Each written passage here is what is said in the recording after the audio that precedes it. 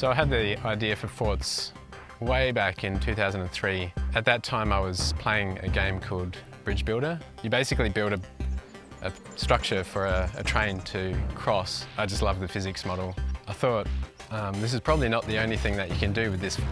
So I just sat down with a piece of paper and sketched out a few ideas, and I think the second one was a few boxes with a little turret on the top, a little gun. It just hit me like a ton of bricks, like this is a killer idea and I have to do this. At that time it was called Fort Wars and I was working on it alone for years, just chipping away at it in my spare time. So I was working at Sega with Tim and Jeff at the same time, and Tim just approached me and said he's got this little game he's working on and he needs some art for it. And so I went around to his place, took a look at what he had, and it was pretty bare bones at that point. And so I saw this and it saw the potential in the game engine and that sort of thing. So, you know, really sturdy, very satisfying, blowing things up, that sort of thing.